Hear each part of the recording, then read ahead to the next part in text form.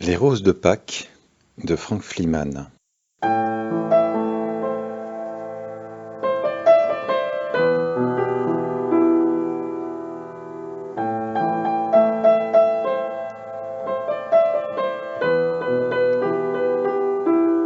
Voici plusieurs années, j'effectuais un long voyage que je menais à la façon d'une aventure. J'étais parti sans adresse, et donc sans obligation ni prétexte, vers des destinations qui m'étaient encore inconnues, et dont je n'aurais certes jamais appris l'existence, si le hasard et une espèce de fatalité n'eussent contribué à m'y conduire. Le temps, depuis, a fait son œuvre. Je n'ai pas conservé la mémoire des noms, ni celle des visages des gens que j'y rencontrais. En revanche, je me souviens fort bien d'une nuit que je passais dans une auberge située près de la côte, dans laquelle je m'étais établi quelques jours plus tôt et où une histoire très étrange me fut contée.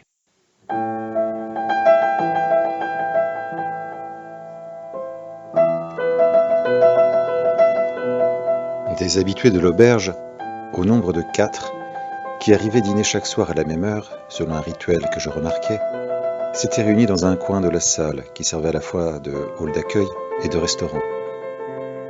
J'étais alors le seul étranger qui errait dans le pays, et ma présence assurément les intriguait et dérangeait leurs habitudes. Tout en discutant et en mangeant, ils se retournaient parfois sur moi et m'adressaient un regard plein d'étonnement et de défiance. Ils parlaient bas, comme s'ils craignaient que je les entende, et, aussi près d'eux que je pusse me placer, je ne parvenais jamais à saisir le sens de leurs paroles. Et c'est peut-être à la réflexion autant par défi que par goût, car je n'y avais plus vraiment à faire, que je restais à l'auberge, remettant chaque jour mon départ pour le lendemain, et espérant toujours apprendre ce que ces hommes se disaient. Or, ils arrivèrent un soir, chacun muni d'un livre sous le bras, qu'ils déposèrent sur la table, qui semblait leur être, par un accord tacite, réservé, car je n'y vis jamais personne d'autre s'y asseoir. Ils passèrent d'abord commande du menu, et ce n'est qu'ensuite qu'ils ouvrirent les volumes qu'ils avaient apportés. Ils passèrent plusieurs minutes à se les échanger, à les feuilleter d'une manière vive et détaillée, en poussant des soupirs de satisfaction ou d'étonnement. Ils s'en désignaient mutuellement des passages, sans que jamais le service, qui était exécuté par une femme d'âge mûr, ne vînt à les troubler. Cependant, ils s'animaient au fur et à mesure du repas, et sans qu'ils y prissent garde, les 4 hommes haussaient graduellement le ton de leur voix, en sorte que, sans l'avoir même réellement cherché, je me trouvais bientôt intéressé à leur conversation.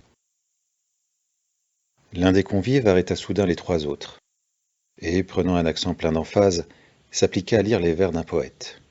J'écoutais ceux-ci avec ravissement, les jugeant remplis d'une grâce subtile, mêlée de fièvre, quand le lecteur attira l'attention sur les strophes d'un sonnet en particulier. Ce n'est que tout récemment, me rappelant cet épisode de ma vie, que je cherchais avec une espèce de passion le poème que j'avais entendu ce soir-là. Je fouillais les bibliothèques et finis par découvrir, glissé entre de nombreux autres, le fameux sonnet intitulé « Sonnet pour Marie ». À présent, chaque fois que je le lis pour moi, j'entends la voix tonnante de cet homme qui récitait dans l'auberge, et je ne sais pourquoi, ma main tremble d'émotion.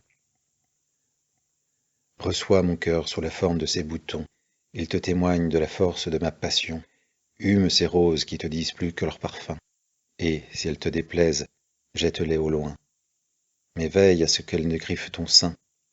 On ne saurait lequel, de ton sang ou du mien, leur prête cet éclat, à moins qu'ils ne fassent qu'un, et que, de nos 2 sangs, naisse un nouveau brin. Hume ces roses qui te disent qui je suis, mon cœur reconnaissant est un soleil qui luit. La nuit, rose de la mort, le jour, rose de la vie. Et si tu les jettes, ne les jette pas trop loin, car si elles ne sont les roses d'aujourd'hui, peut-être sont-elles les roses de demain. Après une pause, durant laquelle les murs de la salle résonnèrent encore de ces vers, le lecteur assura qu'on y pouvait voir la marque du destin et la prescience du poète sur lui-même, puisqu'il avait su deviner l'imminence de son malheur. Un autre, hochant la tête en signe d'approbation, montra que les exemples n'étaient pas rares en effet de poètes qui avaient dicté leur conduite aux hommes qu'ils étaient, comme si, une fois le verbe posé, celui-ci travaillait ensuite à se faire chair. Cette interprétation rencontra la réprobation d'un 3e, qui, presque de colère, se leva de son siège. Il estimait au contraire que tous les hommes connaissent une destinée commune, qui obéit à des lois immuables, qu'ainsi celui qui entreprend de décrire sa propre condition ne fait en vérité que révéler aux autres hommes le lot également partagé par tous. Le dernier enfin, moins affirmatif, émit l'hypothèse d'un Dieu qui trouverait son amusement à jouer des correspondances entre la vie et l'œuvre de l'artiste, et qui, comme s'il jetait des dés à la surface de la terre, se plairait à brouiller les chiffres, de façon à ce que les hommes soient perpétuellement obligés de s'interroger sur le sens de la vie et sur la raison du monde.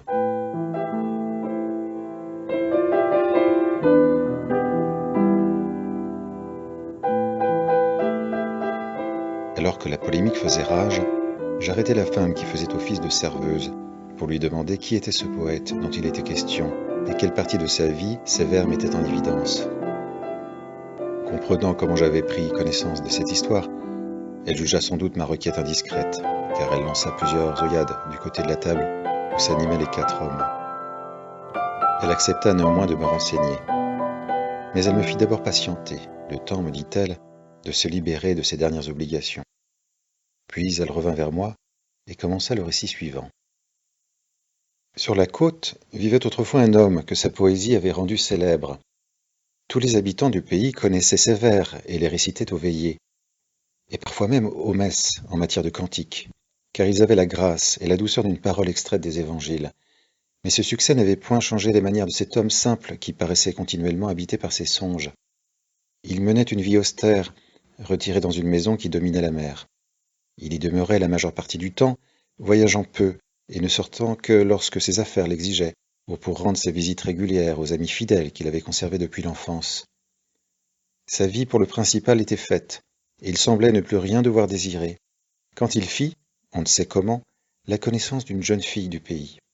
Il semble que certains êtres sont doués d'un sens supérieur qui leur permettent de détecter la proximité d'un autre être dont ils sentent obscurément qu'ils sont faits exactement pour les combler, ou qu'ils détermineront de manière inéluctable leur sort à venir. La jeune fille n'était alors âgée que de 15 ou 16 ans. Nul, dit-on, ne vit jamais de créature aussi belle et aussi ensorcelante. Son visage était d'un ovale étroit, d'un équilibre parfait des traits. Il était couronné d'une superbe chevelure de la couleur des blés. On pouvait seulement déplorer la dureté de son regard et une sorte de crainte instinctive qu'elle mettait dans tout ce qu'elle faisait. Elle avait perdu son père et sa mère et habitait chez sa tante qui possédait une demeure sur la côte, non loin de la villa du poète.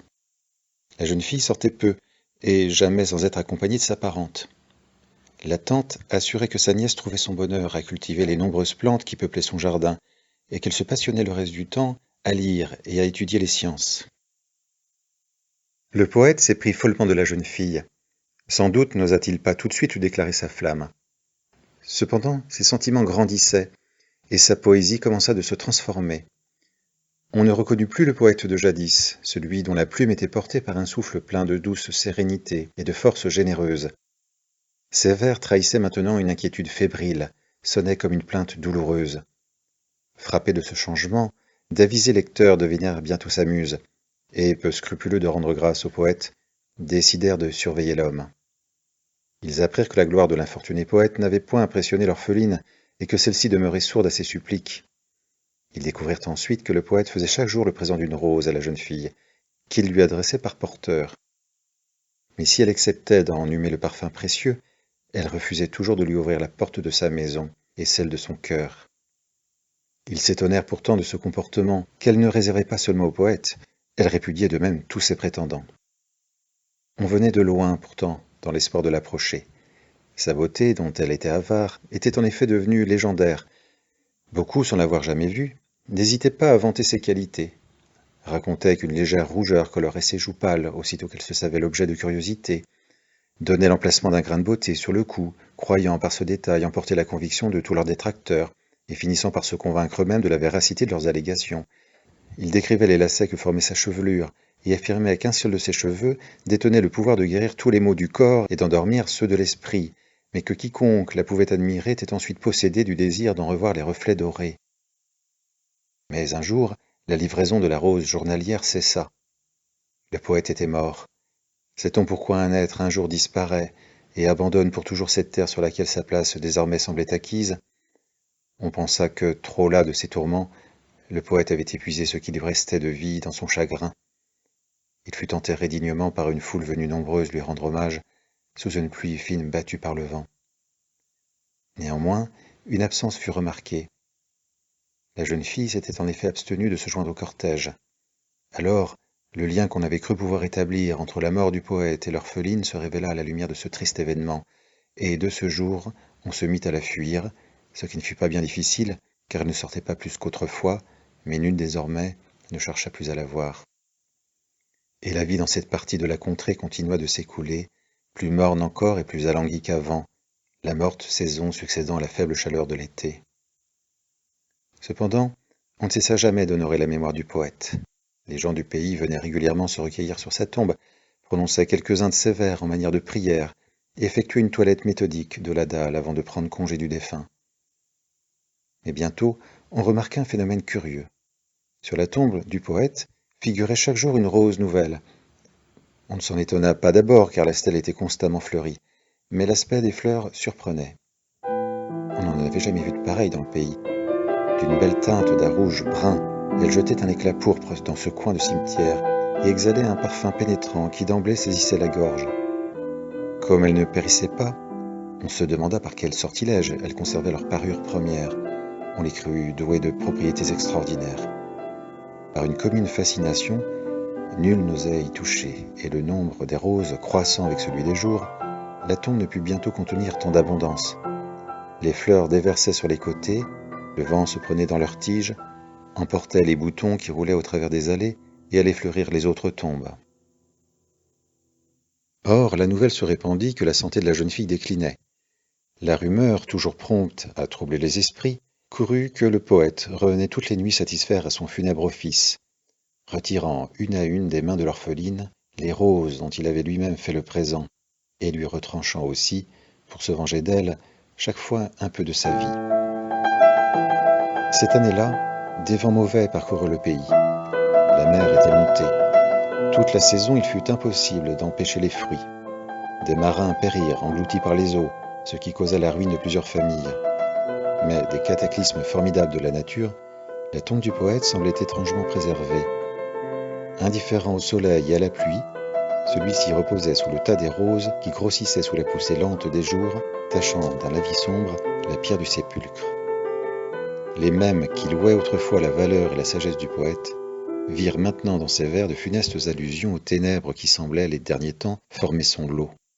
Ils découvrirent des invocations en direction des forces puissantes du mal et déclarèrent qu'elles avaient été inspirées par son infernale muse. On commença par retirer ces ouvrages qui figuraient jusqu'alors en bonne position dans les rayons des bibliothèques, sans distinguer entre les anciens et les derniers, car on les assimilait tous par une sorte de confusion superstitieuse et on procéda à leur holocauste.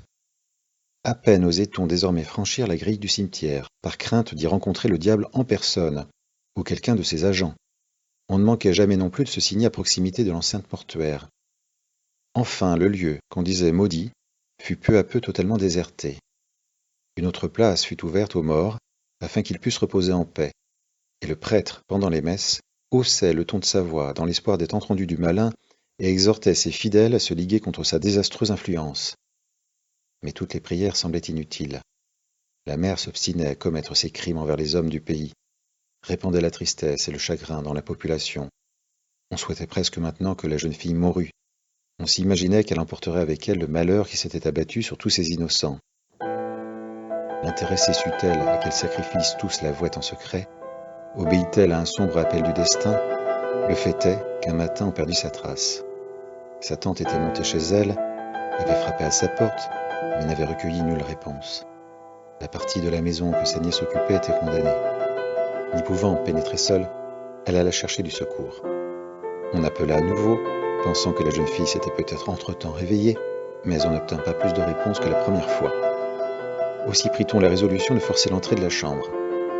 Le bois de la porte craqua, et aussitôt une odeur forte se signala, qui n'était certes pas désagréable, mais qui se trouvait si concentrée qu'on fut pris de vertige dès l'abord.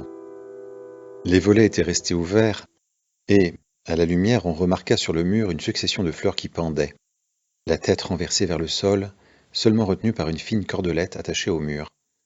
On reconnut les mêmes fleurs qui recouvraient la tombe du poète. Des marques sur la tapisserie indiquaient encore qu'il y en avait eu un très grand nombre suspendus dans cette position, qui avaient attendu depuis des mois, des années peut-être, de remplir leur dernier office, mais qui, par suite d'une lente déliquescence, avaient chargé l'air de la chambre d'un poison puissant. Tous dirigèrent naturellement leurs pas vers le cimetière. On ne tarda pas à y découvrir la jeune fille, qui gisait, morte, dans le parterre des roses qu'elle avait elle-même fourni, tenant à la main le recueil que le poète lui avait dédié. Jamais tableau n'émut peut-être davantage le cœur humain. Le corps de la jeune fille s'abandonnait sur son lit de regret, composé de roses séchées au milieu desquelles elle semblait simplement reposer, son visage baignant dans le flot de sa chevelure répandue, qui, captivant toute la lumière du lieu, paraissait en avoir bu la vie.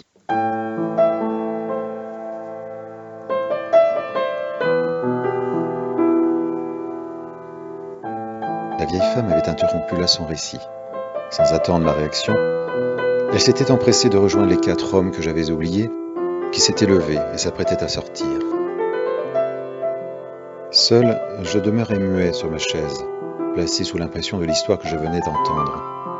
Je demandai à ma conteuse où le poète et la jeune fille étaient enterrés, et s'il y avait moyen de me rendre dès le lendemain sur leur tombeau. Elle m'indiqua la route que je devais suivre, et me décrivit très exactement l'endroit où je trouverais le cimetière. Le jour suivant, j'identifiai sans peine la tombe dans laquelle reposaient les 2 amants. On les avait placés ensemble, comme pour apaiser la colère des éléments. On avait pris acte de la réconciliation du poète et de la jeune fille, et on les reconnaissait maintenant inséparables pour l'éternité. Je rentrai ensuite à l'auberge, mais je ne pus longtemps me dissimuler une certaine déception que j'éprouvais, et qu'on éprouve chaque fois qu'une histoire se finit, car elle précède l'oubli.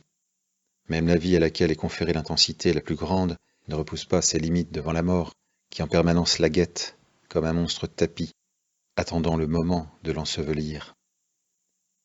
À mon retour, la vieille femme me demanda si mon voyage s'était bien passé. Je lui fis signe que oui, sans lui donner de détails. Après le repas du soir, je la remerciai de son hospitalité, et, me résolvant enfin au départ, lui donnai mon congé. Le lendemain, comme je m'apprêtais à partir, les cloches de l'église se mirent à sonner, et la femme vint encore pour me dire qu'une légende courait, à dater du jour où on était entré dans la chambre de l'orpheline. On avait eu en effet la curiosité de dénombrer des fleurs qui étaient restées accrochées au mur. On avait calculé que leur nombre formait tout juste celui des jours qui séparaient la découverte du corps sans vie de la jeune fille des prochaines Pâques. On y vit un signe. Depuis ce temps-là, il est de tradition que les amoureux du pays fassent un vœu lorsqu'ils entendent sonner les cloches de la fête pascale, dans l'espoir que le poète et sa muse consentiront à les exaucer.